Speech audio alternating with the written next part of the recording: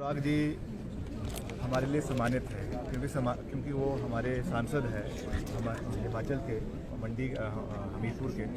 मगर जो उन्होंने टिप्पणी हमारे राष्ट्रीय अध्यक्ष पर करी है, बाकी चीज़ें अगर छोड़ भी दें, वो अगर हम उम्र का भी लिहाज रखें तो वो हम सब के लिए पिता तुल्य व्यक्ति है। और उनके ऊपर इस तरीके की अभद्र टिप्पणी करना केवल इसीलिए कि आपको जो है लाइमलाइट में आना है, ये बहुत दुर्भाग्यपूर्ण है। आप मुद्दों के ऊपर बात करें, आप तथ्यों के ऊपर बात करें। सरकार आपकी है केंद्र में, तो इसके ऊपर बातें होनी चाहिए। मगर हिमाचल की ऐसी संस्कृति नहीं है कि इस तरीके की बात है। और जब हम इस तरीके की कोई बात विधानसभा के अंदर करते हैं तो इनके नेता खड़े हो जाते हैं कि जो है उसको जो है संसदीय प्रोसीडिंग से निकाला जाए।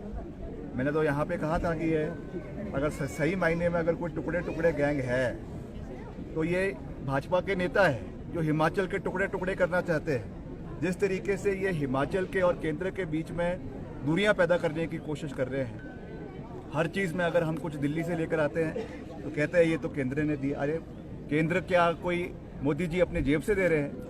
ये सब जो है प्रदेश के लोगों के टैक्स पेयर का पैसा है, देश के लोगों के टैक्स पेयर का पैसा है। उसका हक हमको मिल रहा है।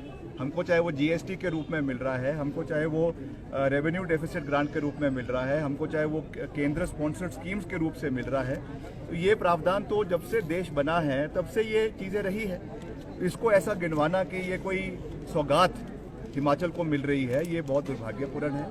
तो ये इस तरीके की राजनीति नहीं होनी चाहिए। और जिस तरीके से जैसा मैंने कहा कि संसद में जो देश का सबसे बड़ा लोकतंत्र का मंदिर है, वहाँ पे जो सबसे आज बर्निंग इशू है, जो हमारा इंपोर्ट ड्यूटी, जिस पे आज इतना बड़ा जो है उस पर जो है वो लग रहा है, क्या बोलते हैं, जो टैरिफ लग रहा है। आज ट्रंप ने ओपनली कह दिया है कि हम रेसिप्रोकल टैरिफ लगाएंगे।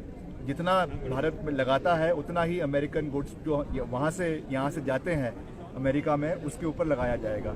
वैसे ही सेब है, तो हमारा सेब है, अगर उसके ऊपर हम टैरिफ लगाएंगे, जो है कम करेंगे, तो उसका सबसे ज़्यादा नुकसान किसको होगा?